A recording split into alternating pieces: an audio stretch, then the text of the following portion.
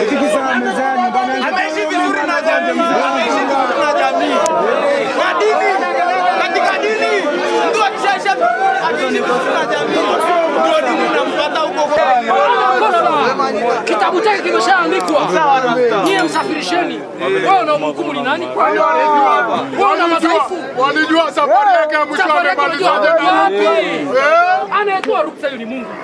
Wewe binadamu, tubu dhambi zako, kaa pembeni. Naam, ni mazishi ya aliyekuwa dereva wa Heche ambapo kulitokea na vurugu kama ulivyotangulia kuona mwanzoni mwa hii video, na waombolezaji weza kukashifu serikali ya Mama Samia Suluhu kwa kuamaliza viongozi wa upinzani pamoja na wafanyikazi wake, wakidai kuwa dereva huyu hakufa kifo cha kawaida bali aliweza kuuawa na viongozi wa CCM, na kulizuka vurugu katika shughuli ya mazishi ya dereva huyu. Mwenyekiti wa Chama cha Demokrasia na Maendeleo John Heche, ambapo viongozi pamoja na waombolezaji, mamia ya waombolezaji waliweza kukusanyika kutoa heshima zao za mwisho, na hali iliweza kubadilika ghafla pale makundi ya watu walipoanza kutofautiana, itaja kuwa viongozi wa CCM hawaruhusiwi katika mazishi hayo na kuwa viongozi tu wa Chadema ni viongozi ambao waliweza kuruhusiwa pamoja na familia na marafiki, wakitaja kuwa viongozi wa CCM wamekuwa wakijali maslahi yao binafsi na kufanya yale ambayo Mama Samia Suluhu anataka wafanye, na bali hawajali maslahi ya wananchi, huku baadhi wakitaka viongozi mbalimbali wapate nafasi ya kutoa salamu kidogo, na wengine wakisisitiza kuwa mazishi yaweze kufanyika kwa utulivu bila hotuba ya kisiasa.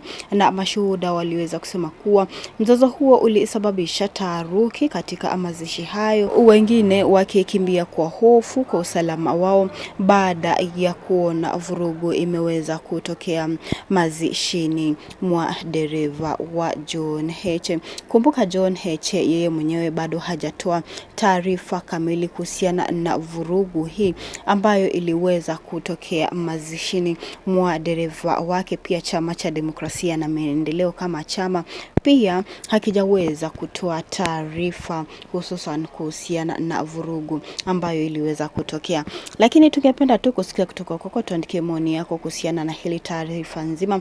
Wanafamilia wataweza kuitazama hii video na wataweza kusoma komenti zenyu, kwa hivyo andika hapo risala za rambi kwa dereva huyu wa John Heche, na pia maoni yako kuhusiana na vurugu ambayo iliweza kutokea kwenye mazishi, na kwa muda shughuli za mazishi ziliweza kusimama na kuruhusu wazee wa jamii, viongozi wa dini na ndugu pamoja na familia ya marehemu waweze kuwatuliza waliokuwepo ambao walikuwa wanasababisha vurugu kutokea.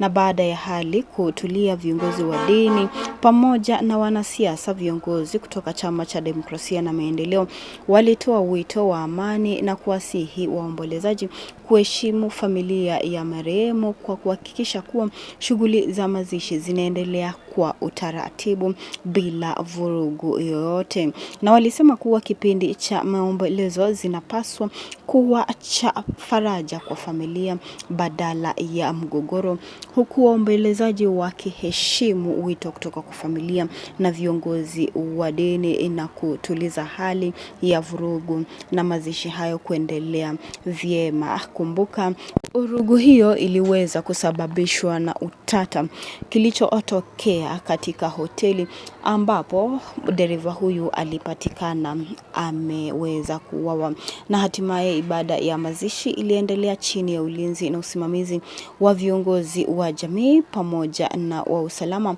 huku waombolezaji wakimaliza shughuli hiyo kwa kutoa heshima zao za mwisho kwa marehemu na kuondoka kwa utulivu, huku viongozi wa Chama cha Demokrasia na Maendeleo kikiongozwa na naibu mwenyekiti wa chama hicho John Heche wakiendelea kusisitiza kuwa kuwa chama chao kinahitaji usalama na kuwa serikali ya CCM haina yoyote ya kushambulia wafanyikazi wao pamoja na viongozi hao binafsi kama walivyomshikilia mwenyekiti wa chama hicho Tundu Lissu. Maoni yako ni yapi? Tuandikie tu maoni yako hapo chini. Tungependa kusikia kutoka kwako kuhusiana na vurugu ambayo iliweza kutokea mazishini mwa dereva aliyekuwa dereva wa John Heche, naibu mwenyekiti wa chama cha demokrasia na maendeleo, wakilani tukio la CCM au matukio ya CCM kuingilia kati viongozi hawa wa chama cha demokrasia na maendeleo pamoja na viongozi hawa, wakitaja kuwa CCM wanastahili wawape hawa viongozi wa Chadema nafasi ya kujieleza kwa wananchi na pia waweze kuwapa wafanyikazi wake uhuru wa kuhudumia viongozi hawa bila kuingiliwa kati, huku wakipeleka kesi hiyo mahakamani itaka aliyeshughulika na tukio hili ama aliyemaliza uhai dereva huyu aweze kuchukuliwa hatua haraka iwezekanavyo.